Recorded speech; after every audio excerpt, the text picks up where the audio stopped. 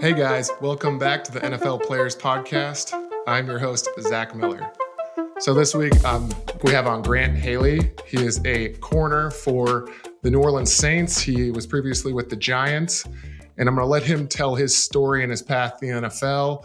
But really the reason we have him on is he was with me in the Next Play Capital Venture Capital Fellowship.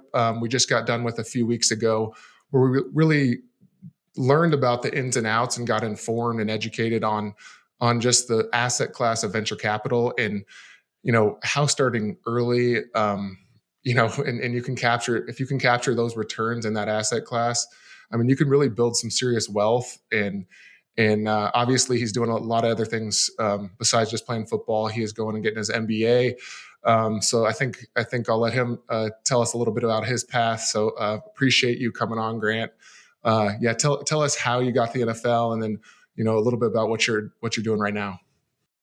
No, first of all, I just want to say appreciate you, Zach, for having me. Like we said, enjoyed Next Play Capital's Fellowship. So glad to be speaking with you again. So just a little bit about myself. I was born in Atlanta, Georgia. Ended up somehow going to college at Penn State. I was actually committed to Vanderbilt, and then James Franklin had switched back then to Penn State, and kind of found my way there. And I think it was one of the best decisions I ever made. Just people I met, the outside resources that Penn State brought to me. Ended up playing there for four-year Letterman. Went undrafted in 2018. Ended up signing with the Giants as an undrafted free agent. Ended up getting to play first 2 years with them, then ended in New Orleans last year. Was on practice squad for most of the year, then ended up playing in the final game of the season, regular season. Ended up getting my first career interception. So it was exciting. Take advantage of your opportunity. So that was good, cool for me. And just now, like you said, just getting my MBA, trying to use the NFL PA's resources, not just as a player, but just to be as, educated in all facets of life. Yeah, I love it. I took advantage of the NFLPA's tuition reimbursement when I went and, I left early from school, went back and finished. And just being the NFLPA rep for, 7 of my 8 years. There's so many valuable resources out there as, while you're playing, as soon as you're done playing to take advantage of. So, I always push and try to remind guys like, man, that's technically free money that if you don't use it, it's gone. So I will say, and I think it's great you're doing that. On the Next Play Fellowship, the question I wanted to ask is, what part were you most interested in? The entrepreneurship side, starting a business, or the venture capital side? Picking the best businesses, and so tell me which one was most interesting to you.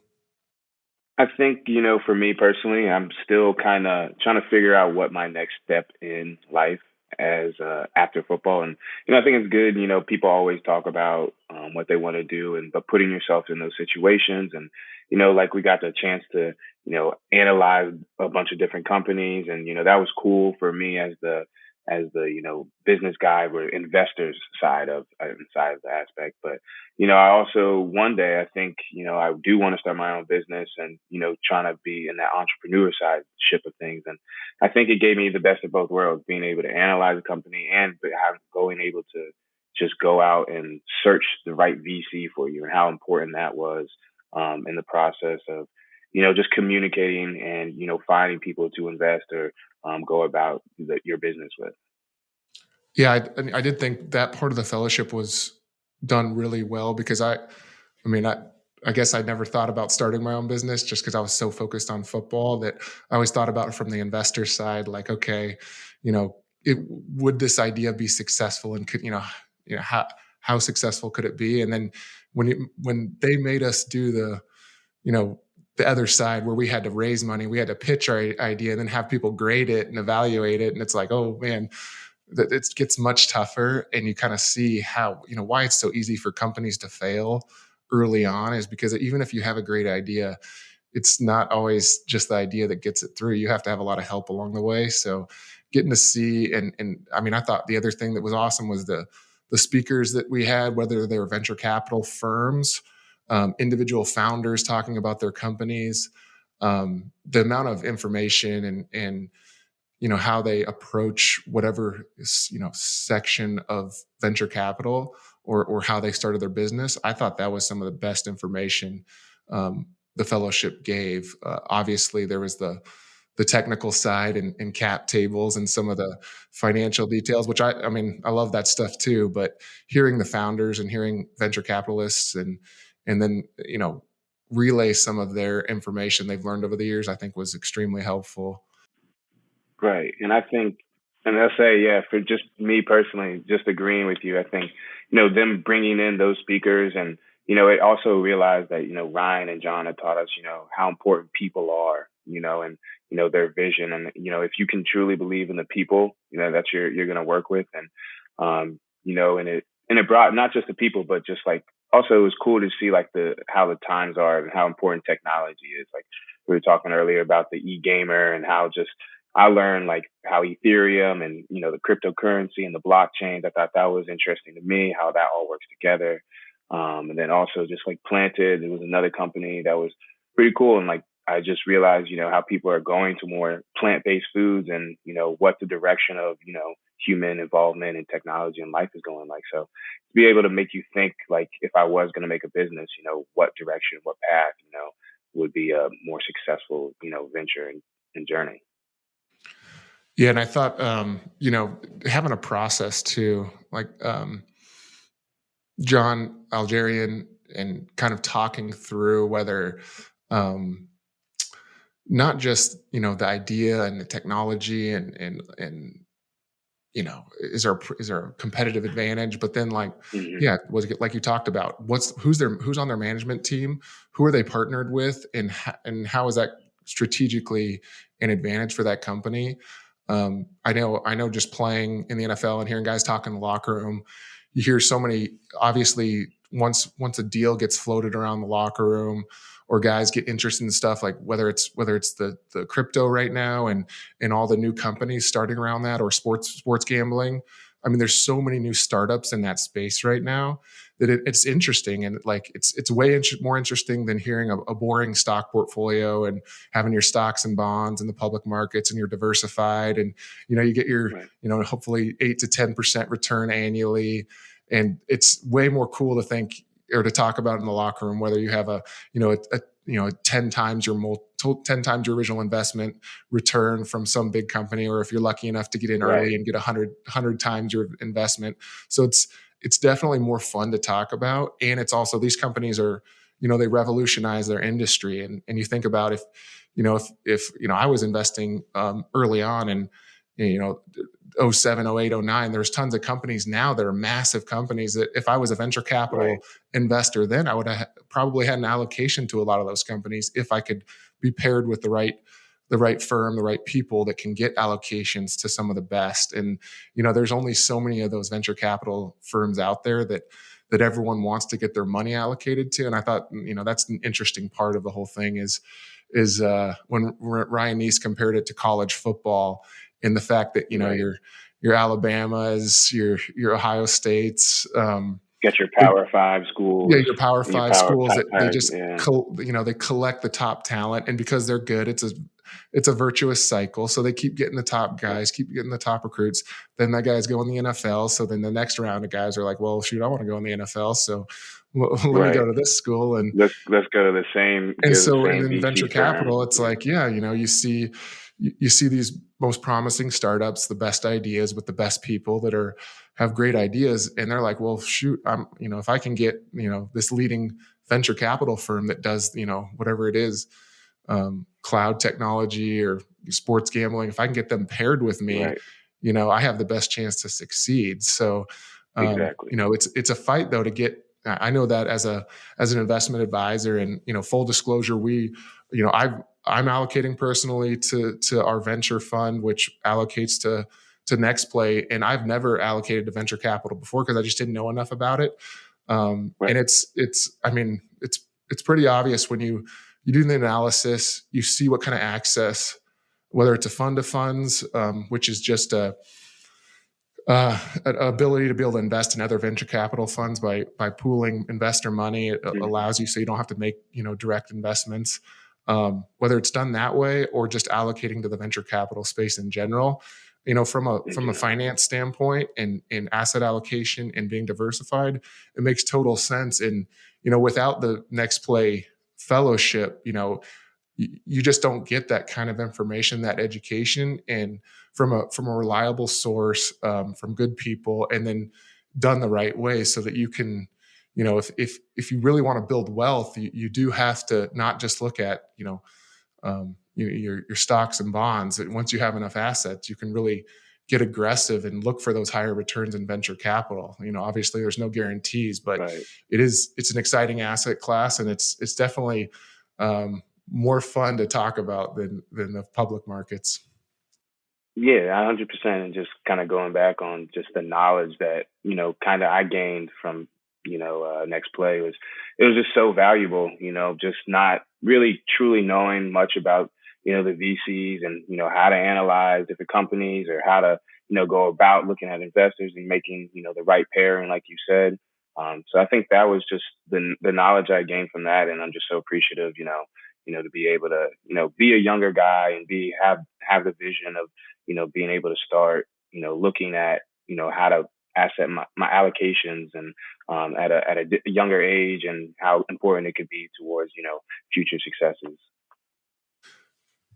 Yeah, definitely. One thing I want to ask you is, I had Akbar on the last one. We did talk about venture capital, but Mhm. he's a retired guy like me. He's had the experience of playing through the NFL. Eventually, his career ended. He transitioned to something else. As an active player, from an active player perspective, since you're still in the locker room, you're still learning a lot. And I know how I was. You're, more mature than I was as far as getting Right. into investing at such an early age, and understanding there's so much more. Um, Eventually Out there. football will end. I mean, you're clearly Right. getting ahead of the game there. It's, I guess, how did you get to that point where you've really taken it on yourself? And we call it internally at AWM, we say it, own your wealth. And basically, so Right. many guys kind of, whether they think they just don't know enough or whatever it is, they push off their kind of decision making to whether that's an agent or a financial advisor or family. They Hmm. push that off instead of taking that ownership in house and controlling, holding the people accountable that should be held accountable. Like, you're held accountable on the field. If you don't Right. cover someone and they score a touchdown, I mean, you're not going to do that too many times before you're gone from the team. So Exactly. holding your team of, whether that's an accountant, your financial advisor, your agent, all those people should be held accountable. I guess, just tell me how you got to the point where you are, where you're so into it.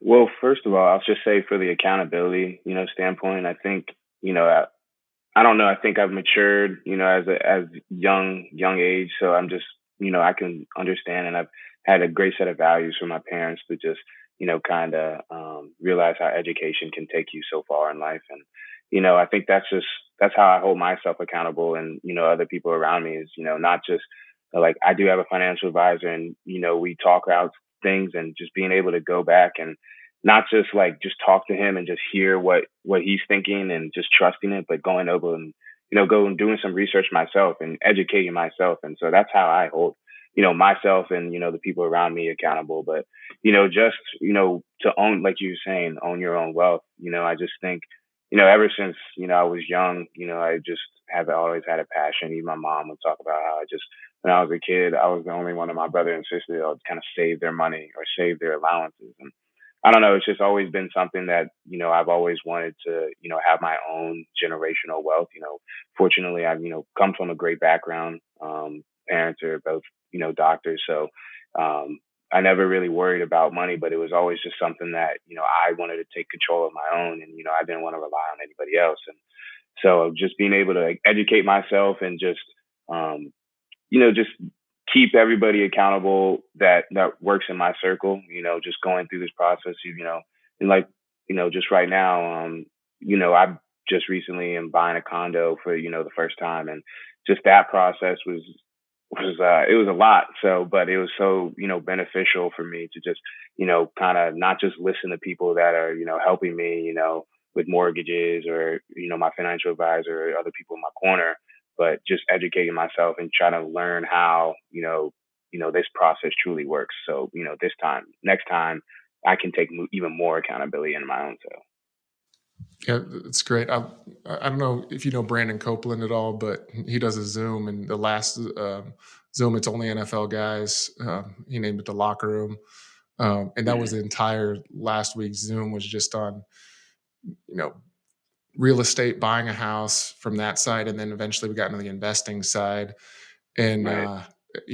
it takes time to learn all these things, and a lot of them, a lot of times you learn by experience, and Exactly. experience can be an expensive teacher if you do it the wrong way. So kudos to you for doing your research on it. Yeah. Obviously, I know, so many people, unless you're specialized and athletes or you've been through it before. I mean, people don't realize, like, your credit score as a player once you come in is just not. You don't have very long credit history, so not Exactly. everyone's parents get their kids set up early. I know mine didn't, but I did was Right. lucky enough to you know, to have a decent credit history, and by getting a credit card in college, even though they don't allow that anymore. They used to be able to come on campus and sell these big credit The card school companies would get cards. all these, Yeah. these branded cards out to the kid, the Penn State students, would have and PNC. Yeah. yeah, and they'd get you spending early, and then you have no money because you're in college, and your scholarship check's not exactly big compared to, at least once you get in the Right. NFL. So Right. um, yeah, But just going also when you're just talking about the locker room, I think, it's also about, guys, I kind of associate myself or hang around, there's, other guys, that I just listen to, I like being around, guys who talk about different investments they've made, and then, the mistakes they made, and, they're pretty transparent. And, I think one fortunate thing, about, just being in the league, forever how long I've been in, is just, being able to take the advice of, older guys when it comes to, the financial mistakes they've made and just things like that. So I don't make those same mistakes. And, I think that's what, kind of helped me separate myself, is just like, I'm afraid to make mistakes, because I know that's going to come with experience and, investing, and you're going to make some bad investments, obviously, in the future, but just how to minimize those. So, so you truly like own your wealth, like you were saying. yeah, I think that's great. One thing I know it'll change eventually. It's still not great as the sometimes the role models, especially the media pushes out there, is that whatever the guy that spends the most amount of money and flying around private, buying the Right. newest whatever car, and it's like, you got to know, and you understand this because you had to be on practice squad. Like, your checks are not, Hmm. there's nothing guaranteed about an NFL contract, for the most Exactly. part. So you have to understand that, And like, the guys that get all the hype, and I mean, they're the top 5 players on the team, like, and so maybe they can be spending that money, although some of them still spend it all. I mean, very little attention is ever paid to the guys that are making good investments, because that's boring. You want to see the yeah, guy it's that's their spending life. it all and Right. living the life. And Instagram these days does not help that at all. Yes, and especially the flying private's Yeah. been lately one that I'm just like, man, you need a lot of money to fly private, because that's an expensive taste that Exactly. that money's just gone once you're there. And especially you can do like 10 first class flights for the price of flying private in once. So it's like, would you rather do 10 first class vacations? Come on now. Like, Exactly. so And hopefully you're like not you flying saying, it's private just, as a just nah, I've go only ahead. done it once, and I didn't have to pay for it. So that's Oh that's that's yeah, all that that's the way matters to to do me. it And I'll right never there. do it again.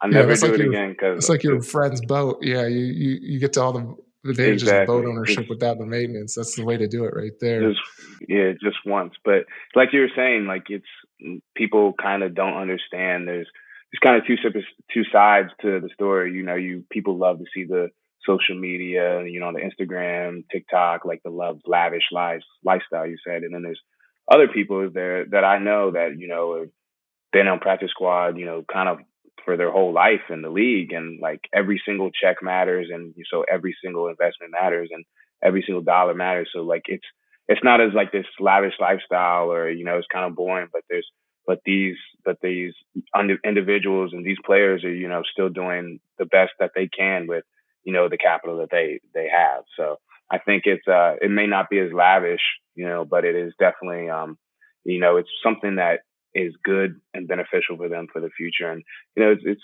some people that I respect, and, for me, I can have, a better conversation with than somebody that, has, that $20 million contract. So we're kind of living like different capital lifestyles. Right. Yeah. And a lot of times guys want to spend, like that before they've made it or got that long-term contract. And so sometimes it's just, especially like in football, you got to be patient. Like something, success doesn't happen overnight.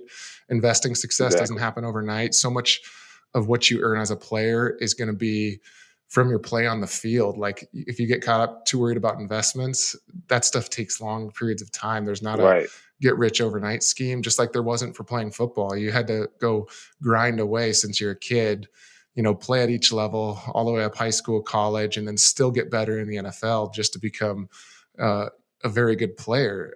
So you just don't start at investing and start hitting it rich and just, bat 100% success rate. It's just not, it's not, it shouldn't be what you expect when you're learning and when you're diving into something new. It takes time. And, so many people, they want to take the shortcut, and, it doesn't work in any way. Definitely not. The parallel I always draw is football is, you didn't get to be as good as you are by just showing up one time. You had to keep doing it day in, day out when no one's watching you. Media fans, they only see game day. They don't see all the work put in during the week. They don't see the sacrifice put in, the amount of, things you didn't do because you're, going to bed earlier, passing on certain, whether it's drinking or whatever it is, you pass on certain things because you're like, this is going to affect my performance on game day, so I'm not going to do it. And, I think there's still that, like, oh, you can just. Yeah, like, why would everything you work for now in the past, like, why would you just change it just because, you kind of made it? So just keep going and keep grinding, because that's the only way you're going to, like you said, truly make that, that big contract, that capital. So worrying about your play on the field is so important. Yeah. And then we talk about it a lot, is like, if you're if people think about, oh, I don't want to spend money on the training, I don't want to spend the money on whatever disability insurance because it's expensive or whatever it is. It's like, man, if that's an investment, that's not an expense. That's an investment in you going and getting the money you deserve as a player. And so obviously, how important training is. And then on the protection side, like, a lot of guys don't realize it, but they have a ton of future money they're going to earn, and they don't protect it with, just simple insurance products. I know. And I always use myself as an example, because I had 3 ankle surgeries that ended my career, and I did have disability insurance for a long period of my career, but once I signed my long-term deal, I was like, I don't need it anymore, because I wasn't given the full picture on, what it was protecting against. I guess I didn't understand it enough to keep that disability insurance. And so, like, in my 8th year, I would have collected on it rather than, like, not. And I mean, I guess unless you understand the whole financial picture of what you're worth, not just as, your net worth and assets, liabilities, but, your future human capital, we call it, your future earnings, you got to protect that too. Right. And whether that's umbrella liability insurance, with the amount of people that want to sue everyone else these days, you have to be protected in that, because you're constantly a target as a player, whether that's people challenging you, physically because they're jealous, or because they know how much you're worth coming after you. I mean, these are just things that a lot of guys miss, and we see guys miss it all the time just because, and this was me too. I had a broker at Merrill Lynch, and so they only did the portfolio. And when if you're not integrated, which integrated just means bring taxes, insurance, estate planning, and investments all into one house, you make sure you don't miss things. And that's why I did the certified financial planner. That really it brings it all together. And so you see these brokers out here that are at, your big wirehouses, your Morgan Stanleys, and they just don't get it because they're only worried about the portfolio. And they don't serve athletes well. as clients because they don't have the expertise in the field. They're really targeting like 50 to 60-year-old future retirees that already have a People, bunch of assets right, because that's how they charge. They charge on how many assets you have. And so their whole right, thing is, and they're not independent. So they're like, okay, here's a Morgan Stanley product that we can sell.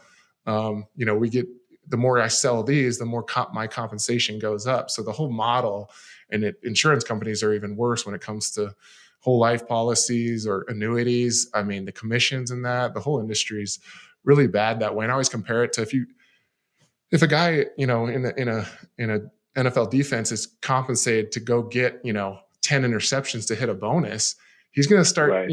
he's going to start doing things that may not He's be, done fundamentally sound within the defense because he's going to be trying to jump balls and he's going to be trying to get pick sixes when maybe he shouldn't be doing that because it's not good for the team. That's the same thing with your financial team. I mean, that person's not going to be doing the best to grow your net worth, to protect you professionally as a player because they're incentivized to go ahead and take extra risk or diverge from the plan because it benefits them. And so that's one reason right. I'll always push for independent CFPs. Chartered financial analysts are also great too. And it's crazy the NFLPA took so long to even allow those guys or make that a requirement for the financial advisor program. Because like I've been done Hmm. for 6 years now and I already passed a CFP exam. It's like these guys are, if you're an industry veteran, how would you not already have the qualification that like basically says For you some, did something to prove your worth to your guys? And it's I do think that eventually it will change, but so many people don't realize what's out there. And I do know that there's so much better, especially for athletes. That for myself personally, I'm missing out on all the tax planning, missing out on opportunity mm-hmm. cost of just kind of trying to time the market and not getting invested early, through 08, 09, 10, 11, 12. So much opportunity Yeah, cost of holding too much cash where when you have your whole financial structure, your whole financial life under one framework and you get perspective and you're like, oh man, why am I worrying about the market correcting 10%? Or even during COVID, once my financial plan was set up, it was like, man, this is really a buying opportunity. This is right. volatility. Yeah, it's crazy. And this market's getting wrecked, but like I But was there's still telling people, opportunity there. everyone was asking me, like, man, Right. you don't need this money. This is like 401k money, or this is whatever it was. You don't need this money for years. So why would you even think about pulling out of the market? You should be trying to, add as much as you can. You Invest have a more. stable job, like just Mhm. go get more aggressive here, not less. And Right. it's funny to go back and read those texts now, this much later in the market at all time highs once again. Once again, it's doing well. And the other thing I was going to go ahead and ask is, I guess I know a lot of players, they don't realize, how tough it is to go between practice squad and active. Tell me a little bit Mm. about just mentally how you approach, and you've been on the Giants before and now with the Saints, how hard it is to move teams to make the adjustment from practice squad to active. Just a little bit about that. Uh, so I will say for me, when I started in New York, my first 5 or 6 games was on practice squad, and then I ended up starting the rest of the season. So I don't know. I think I've always just someone as soon as I got in the league, I think just told me just I had a very good veteran. Actually, his name Michael Thomas, who played in New York with me for 2 years. He had been on practice squad for 3 years and then hadn't played in a game. Then ended up playing in one game and having a pick, and then just his career kind of took off of there. So I think his advice was just stay ready so you don't have to get ready. And so I thought I just took that I took that to the heart and just being able to truly whether I was in the game or not, and just watching the game, like trying to learn and make myself better as a player.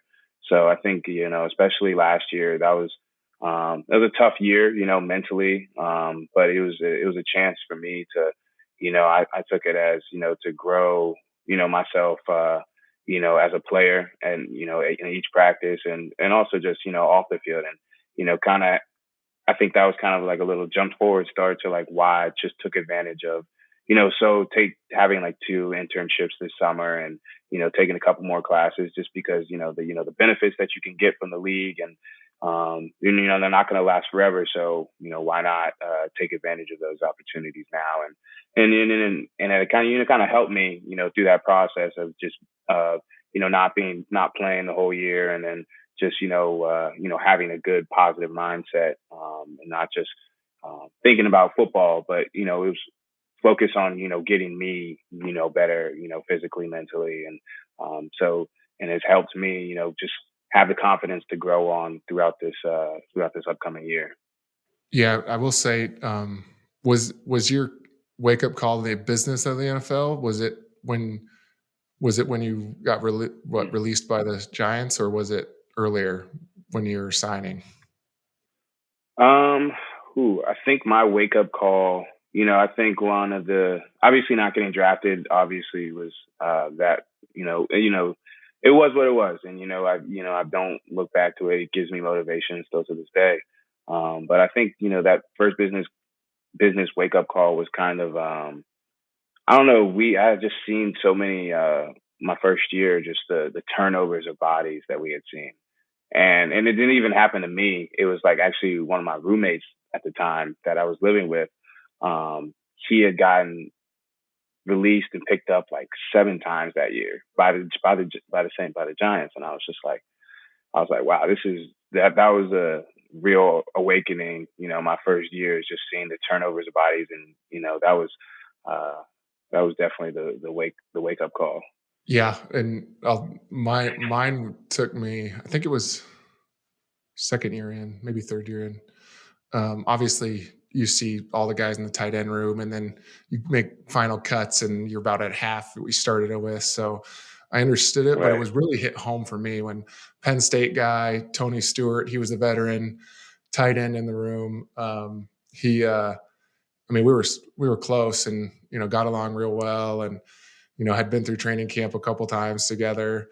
So you just get close with those guys in the room, and man, we're right, we're out going out to practice, and we're lined up in stretch lines, and he's just not there. And right. when I was in Oakland, our practice field right by the Oakland airport, and you line up for stretch lines, he wasn't there. So I was like, "Where's he at?" and then after he like texted me, he had already been gone, and he's like, "Yeah, they cut me." And so I was like, "Man." And he was Uh, like second on the depth chart. So it's like, you realize it's not just about the best player. It comes down to money too. And right. it's crazy because it's like, yeah, he's whatever getting up there in years. He's more expensive than the rookie they bring in. Um, yeah, it's just Right, and I'll say another experience I had was I was walking, like you said, like a guy you were in the room with at the time, and like we were just walking in one day and walking in together, and like how they have the I don't know what they call them, the people that it will grab you or something like that, and somebody just grabbed them. Yeah, the Grim Reaper. Yeah, that's what I wanted to say. They were waiting there and they grabbed him. And like when I was just walking in, and I was like, this is cold. This is a cold world. yeah, yeah. But And then I think in Hard Knocks does a decent job of showing how hmm brutal it can be. But yeah, unless you're still not like actually been you in still that don't personally know situation. those guys that get on Hard Knocks, so it is like it's totally different. Um, yeah, and I always bring it back to like your time. You don't always have complete control over your time in the NFL. You can only you know uh, do what's under your control while you're in it, and play as long as Right. they let you, whether it's injuries or age or whatever eventually catches up with you. You can't play forever. So like what you're doing now off the field, making the transition as easy as possible. Almost, and once you do get to that point and make the transition, it's never easy. I know hmm every guy who's gone through it, whether they go into coaching or business after, there's always that transition period. And so, I encourage guys, obviously there's a ton of role models on the team or in media, on Twitter, on Instagram, that you can look up to. Just be careful what who you set as your role model, because Right. within a locker room, even there's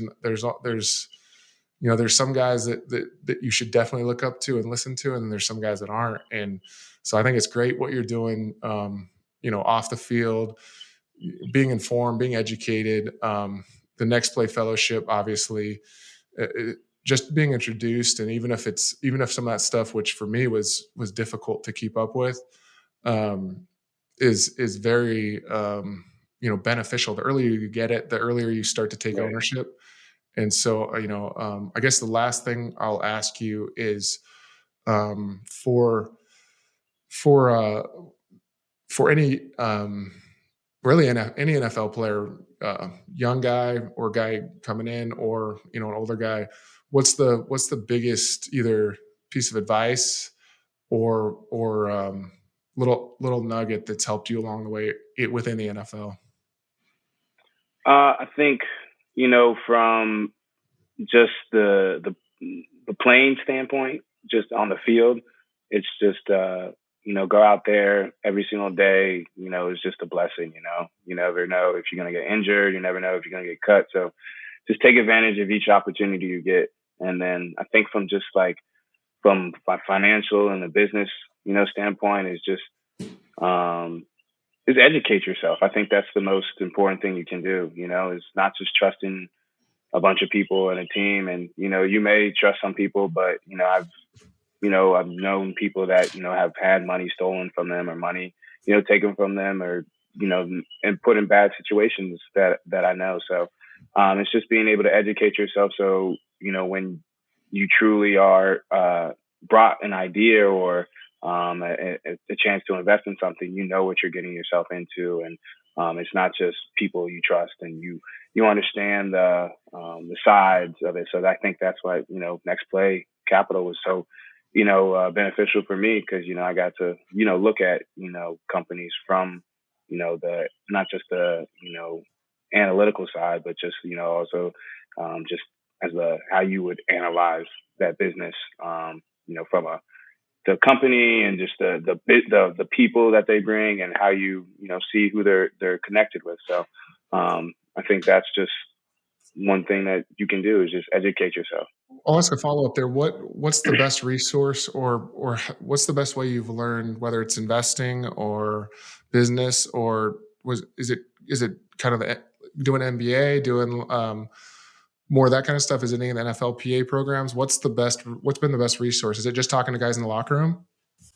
I think obviously it's talking to, I would say it's a little mixture of all both, because I'm starting to see how things like from my MBA program kind of correlate and relate to real life. And then also just having different veterans talk about the business mistakes they've made, and it's also just learning from experience. So I think it's a little mixture of both. But when you have it's also, if you choose to listen to the people telling you these mistakes they made, and how will you go about that process when it's your opportunity. Yeah, and there's plenty of stories out there where sometimes a person can know everything they need to know and still make the mistakes, because it's up Right. to you. I mean, you can't control everything. You can set a guy up, or you can put the guy in the right position to win, but they still have to make the play. They still So have fair. to Hmm. they have to do what it takes, and it has to be important to them. If you want to build generational wealth, I mean, you have to be committed to it. I mean, you have to have everyone on board. You have to, say no to some things. You have to cut certain people off. It's not as black and white as just hiring the Right. right people, because just like you got to make the plays on the field. You got to make the plays off the field too, when it comes down to it. Because at the end of the day, you're the only person that can be held accountable by yourself, by your own standards. Yeah, absolutely. Well, appreciate you, Grant, for coming on. It was great getting to know you during the Next Play Fellowship. I know obviously with the OTAs, mini camps, all that, you're busy, so appreciate you taking the time out of your day. I know, definitely things are changing in the NFL as far as guys just being more educated earlier on, getting better advice. You know, really changing the culture of how guys approach their wealth. So I think the guys like you in the locker room, just so mature, so ready for the next level. So I thought everything was awesome. Appreciate you coming on, and until next time, we'll cover in the future weeks a little bit about real estate investing and buying, whether it's buying real estate, personally for an investment. That's been just such a hot topic lately, especially with real estate values going so high. So we're going to talk about that in future weeks. And so until next time, guys, make sure you own your wealth out there. Thanks.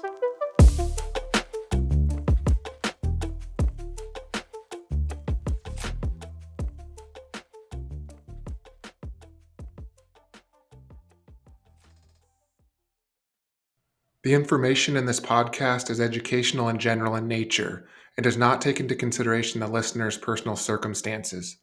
Therefore, it is not intended to be a substitute for specific individualized financial, legal, or tax advice. To determine which strategies or investments may be suitable for you, consult the appropriate qualified professional prior to making a final decision.